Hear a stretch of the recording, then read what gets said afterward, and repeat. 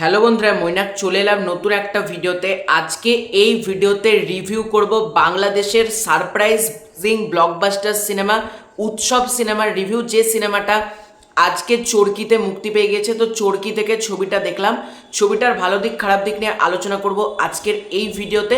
তো এই ছবির পরিচালক হচ্ছে তানিম নূর এবং এই ছবির স্টারকাস্ট মানে মারাত্মক লেভেলে রয়েছে।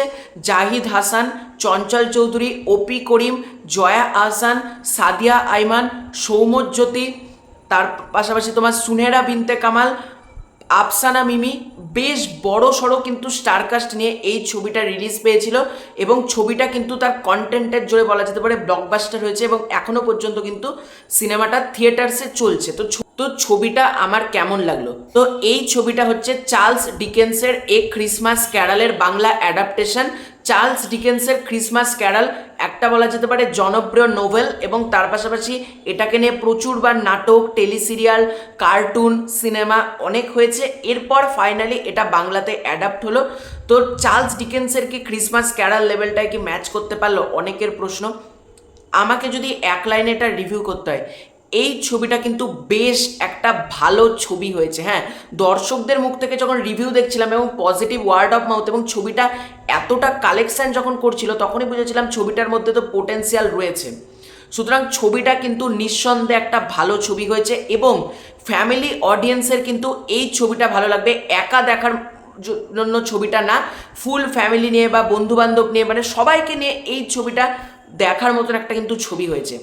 এই ছবির গল্প সম্পর্কে যদি তোমাদেরকে বলি, এখানে একটা চরিত্র রয়েছে, যে চরিত্রটা প্লে করেছে জাহিদ হাসান, যে প্লে করছে খাইস্টা জাহাঙ্গীর। অর্থাৎ তার চরিত্রটা ভীষণ কিপ্টে, ভীষণ বলা যেতে পারে এবং তার সাথে মানে প্রতিবেশী বলো বা আত্মীয় স্বজনে বলো, কারোরই সম্পর্ক ভালো না। মানে কেউ খাইস্টা জাহাঙ্গীরকে দেখতে পারে না এবং খাইস্টা জাহাঙ্গীরের স্বভাব হলো টাকা বাঁচানো, টাকা বাঁচিয়ে রাখা এবং প্রত্যেকের সাথে খারাপ ব্যবহার করা, প্রত্যেকের সাথে এই করা, কারেন্ট অফ করে রাখা, মানে নানা রকম তার কিপটেমির আমরা নমুনা দেখতে পাই। এবং যারা পারফেক্ট ঈদের ছবি দেখতে পছন্দ করো তাদের কিন্তু এই ছবিটা দেখা উচিত, কারণ আমরা ঈদের ছবি বলতে ন্যাচারালি মার ধার, অ্যাকশন, কাটাকুটি এগুলো দেখি, কিন্তু যে এর গল্পের মধ্যে ঈদ উৎসবটাকে যেভাবে দেখানো হয়েছে, মানে উৎসব নামটা তো একটা উৎসব, তার পাশাপাশি ঈদকে মানে ঈদের যে একটা আনন্দ দর্শকদের মধ্যে ছড়িয়ে দেওয়ার যে চেষ্টা, এই জিনিসটা কিন্তু আমার ভালো লেগেছে। ন্যাচারালি ঈদের ছবি মানে ঈদকে কেন্দ্র করেই যে একটা গল্প, এটা কিন্তু বাংলাতে হয় না, যেটা কিন্তু উৎসবের ক্ষেত্রে হয়েছে। এই ছবির পজিটিভ দিক, প্রথম পজিটিভ দিক হলো প্রত্যেকের অভিনয়, সেটা মানে এ টু জেড যারা যারা স্টারকাস্ট ছিল প্রত্যেকের অভিনয়। এবং এই সিনেমাতে বেশ কিছু হিন্দিভাষী লোক আমরা দেখতে পাই, তা মানে হিন্দিতে যারা কথা বলে, হিন্দি বাংলা মিশিয়ে কিছু মানুষ কথা বলে, তাদেরও অভিনয় বেশ ভালো। তারিক আনাম খান, সুনেহরা বিনতে কামাল, এই দুজন ছোট্ট চরিত্র প্লে করেছে, কিন্তু ছোট চরিত্রগুলোও চরিত্রটা ইম্প্যাক্টফুল। সাদিয়া আইমান এখানে দারুণ কাজ করেছে। হ্যাঁ, সাদিয়া আইমান একজন ভালো অভিনেত্রী এবং সাদিয়া আইমান এই ছবিতে দারুণ কাজ করেছে। জয়া আহসান কিন্তু এই ছবিতে, আমরা ন্যাচারালি অনেক ক্ষেত্রে বলি জয়া আহসান খুব লাউড অ্যাক্টিং করে, কিন্তু আমি তাণ্ডব দেখলাম, তাণ্ডবেও জয়া আহসান ভালো পারফরমেন্স দিয়েছে। এই ছবিতেও জয়া আহসান অতিথি শিল্পী হিসেবে আছে, তারও পারফরমেন্স দারুণ। এই ছবিতে আমার যেটা ভালো লেগেছে, নিজেই নিজেকে নিয়ে ট্রোল করা, মানে জয়া আহসান বলছে জয়া আহসান আবার অভিনেতা হলো নাকি, চেহারায় শুধু আছে, অভিনয় পারে না। মারও ওই সিনটা আমার হেভি মস্তি লেগেছে। এবং একটা জায়গায় বলছে জয়া আহসান কোনো মানে জয়া আহসানের কান্না খুবই বিশ্রী, এই জায়গাটা ভালো লেগেছে। চঞ্চল চৌধুরী সাদা সাদা কালা কালা গানটা করার সময় জাহিদ হাসান বলছে এই এক গান আর কতবার করবেন, কত জায়গায় করবেন, এই সিনটাও আমার হেভি লেগেছে। চঞ্চল চৌধুরী একটা জায়গায় বলছে আমাকে আয়নাতে দেখা যাবে না, দেবে একটা দিয়ে ফট করে বলছে জাহিদ হাসান যে আমার সাথে আয়নাবাজি করা যাবে না। মানে যেরকমভাবে সিনেমার রেফারেন্স দেওয়া হয়েছে বেশ ভালো। এবং ছবিটার কমেডি লেভেল, মানে কমেডি তোমরা আশা করো না হো হো করে প্রচুর হাসবে, কিন্তু যেটুকু সার্টেন কমেডি মেকার্সরা রেখেছে সেটুকু ইম্প্যাক্টফুল। এবং মানে ওপি করিমকে নিয়ে বলছে যে ওপি করিমের জনপ্রিয়তা এখনও রয়েছে, মানে যেরকম রয়েছে। তার পাশাপাশি জাহিদ হাসানকে দেখো, জাহিদ হাসান এক ডায়লগ দ্বিতীয়বার বলে না, মানে প্রত্যেকে ক্যারেক্টারকে যেভাবে রেফার দিয়েছে, এটা আমার ভালো লেগেছে। এই ছবির মধ্যে ইমোশনাল দিকগুলো এবং ছবির শেষ ভাগে যে ইমোশনাল বিল্ড আপটা দেওয়ার চেষ্টা করা হয়েছে, এই যে খাসটা জাহাঙ্গীর তার চরিত্রের মধ্যে যে সে একটা কিপটে লোক থেকে হঠাৎ কি করে সে পজিটিভ লোক হয়ে গেল, এই চেঞ্জেসটা যখন তোমরা দেখবে ভালো লাগবে। ইন্তেখাব দিনার খুবই ছোট্ট একটা চরিত্র প্লে করেছে, কিন্তু ইন্তেখাব দিনারের চরিত্রটা বেশ ভালো, মানে এখানে প্রতিটা চরিত্রকে কিন্তু গুরুত্ব দেওয়া হয়েছে।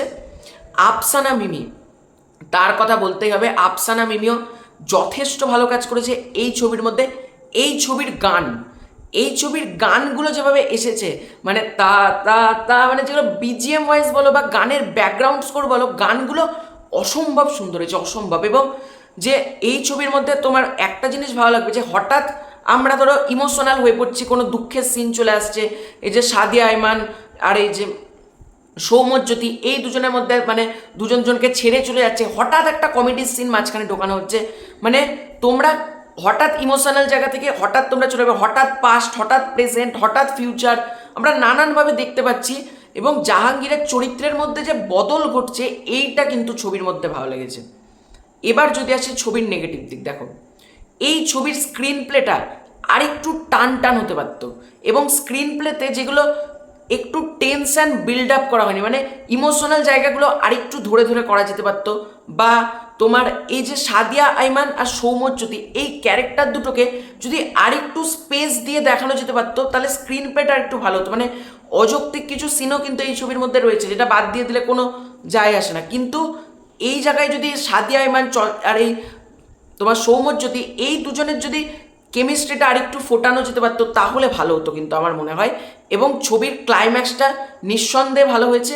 ছবিটা কিছু কিছু জায়গায় বোর করেছে ঠিকই, মানে আমাকে কিছু জায়গায় বোরিং করেছে, আমি মানে মিথ্যা কথা বলবো না, মানে সব কিছু পজিটিভ দিক নেই আমার জন্য, কিছু কিছু জায়গা বোরিং করেছে, কিন্তু যদি বোরিং না করতে গিয়ে যদি একটু টেনশন বিল্ড আপ করা যেতে পারতো, ছবির গল্পটার মধ্যে আরেকটু ডেপথ আনা যেতে পারতো, তাহলে কিন্তু ছবিটা আরও জমজমাট হতো। তবে ওভারঅলে উৎসব বেশ ভালো একটা ছবি হয়েছে, মানে ন্যাচারালি বাংলাতে এই রকম ছবি হয় না, মানে যে ছবির মধ্যে সিগারেট খাওয়ার একটা দৃশ্য নেই, মানে 2025 সালে এসে ধরে ভাবছো একটা ছবিতে সিগারেট খাওয়ার কোনো সিন নেই, মানে সেটা দারুণ লেগেছে আমার উৎসবের ক্ষেত্রে।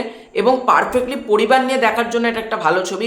হ্যাঁ, যারা ফ্যামিলি নিয়ে দেখবে তাদের কোনো নেগেটিভ দিক লাগবে না, এটা আমিও জানি। তবে আমার যে একটা নেগেটিভ দিক লাগলো সেটা বললাম। তো তোমাদের এই পুরো এন্টায়ার বিষয়টাকে নিয়ে কী মতামত কমেন্ট করে জানিও। তোমাদের উৎসব কেমন লেগেছে সেটা জানাতে পারো, এবং তোমরা কারা কারা উৎসব দেখেছো, এবং না দেখে থাকলে চরকি থেকে কিন্তু ছবিটা দেখতে পারো। তো এটাই ছিল আজকের video. Like, comment, share, subscribe করো। Bye by.